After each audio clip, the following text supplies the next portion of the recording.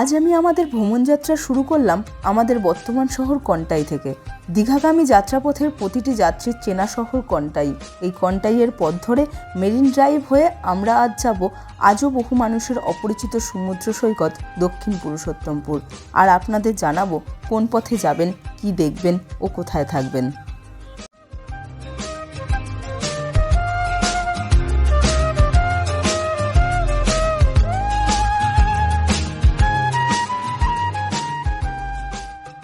এই গ্রামের অপরূপ শান্ত রাস্তা দিয়ে চলতে চলতে আপনাদের জানিয়ে দিই কিভাবে যাবেন দক্ষিণ পুরুষোত্তমপুর। দীঘাগামী যে কোনো বাসে খড়গপুর বাইপাস বা কন্টাই থেকে কন্টাই দীঘা মেরিন ড্রাইভ পথ ধরুন। এই পথে মাত্র 15 কিমি পাড়ি দিলেই পৌঁছে যাবেন দক্ষিণ পুরুষোত্তমপুর।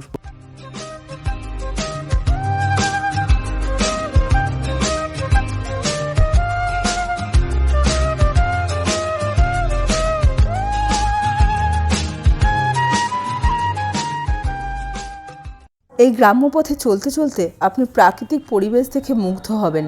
কোনো গুগল ম্যাপের প্রয়োজন হবে না। আপনাদের পথ চেনাবে রাস্তার পাশ দিয়ে বয়ে যাওয়া এই ক্যানেল। এই ক্যানেল আপনাদের নিয়ে যাবে কন্টাই থেকে মেরিন ড্রাইভ পর্যন্ত।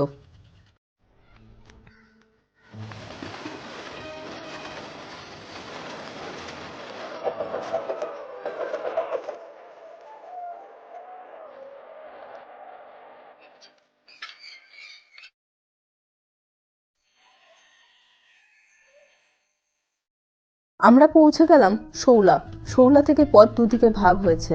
বাদিকের পথ গেছে বাগুড়ান জলপাই, শঙ্করপুর, বাঁকড়িপুর সমুদ্র সৈকত ও ডান দিকের পথ দীঘা, মন্দারমণি, শঙ্করপুর ও তাজপুর। আপনাদের অন্য কোনো ভিডিওতে ঘুরে দেখাবো বাগুড়ান জলপাইয়ের সমুদ্র সৈকত। এই শৈলা থেকেই শুরু হচ্ছে মেরিন ড্রাইভ।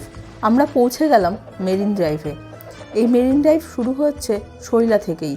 এখান থেকে মন্দারমণি 10 কিমি, তাজপুর সমুদ্র সৈকত 14 কিমি এবং দীঘা 33 কিমি ও দক্ষিণ পুরুষোত্তমপুর 5 কিমি।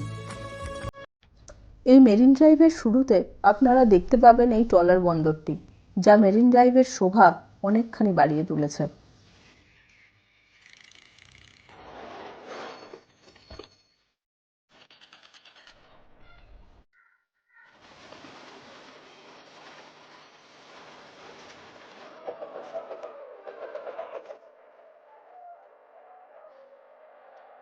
আমরা মেরিন ড্রাইভের ব্রিজ পার করলাম ও ডান দিকে বাঁক নিলাম। আসলে আমাদের উদ্দেশ্য ছিল আজ শুধুমাত্র মেরিন ড্রাইভ ভ্রমণ, কিন্তু মেরিন ড্রাইভ ভ্রমণ আমাদের হতাশ করেছে। কারণ মেরিন ড্রাইভের পথে আমার সমুদ্রের দর্শন এখনও অবধি মেলেনি। কিন্তু যখনই আমরা বাড়ির পথে ফিরবো ভাবলাম, ঠিক সেই সময় আমরা দর্শন পেলাম সমুদ্রের এবং রাস্তা থেকে একটু দূরেই।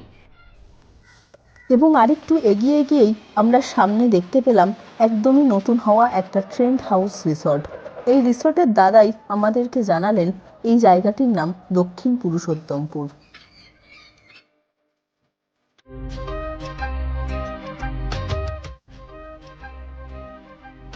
আমরা যখন দক্ষিণ পুরুষোত্তমপুরে পৌঁছেছিলাম তখন সমুদ্রে ভাটা, কিন্তু জোয়ারের সময় এই সমুদ্রের স্রোত দীঘা বা মন্দারমণির তুলনায় কিছু কম নয়।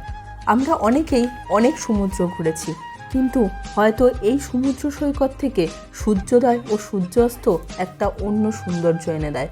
এই নিরিবিলি সমুদ্র সৈকত এবং এখনও এই শান্ত পরিবেশ আপনাদেরকে আসতে বাধ্য করবে এই দক্ষিণ পুরুষোত্তমপুর সমুদ্র সৈকতে।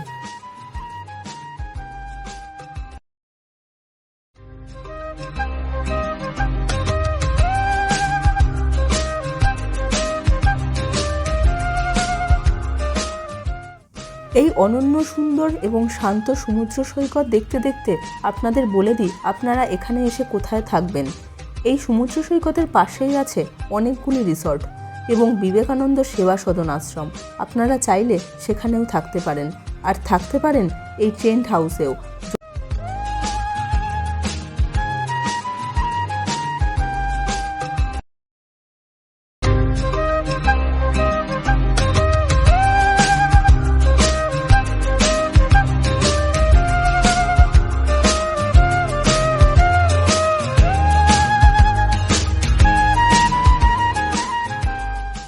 আজই শান্ত সমুদ্র সৈকতের পড়ন্ত সূর্যের সাথে আমিও বিদায় নিলাম এই ভিডিও থেকে। আপনাদের সাথে দেখা হবে নতুন কোনো ভিডিওতে। ভালো থাকবেন, সুস্থ থাকবেন।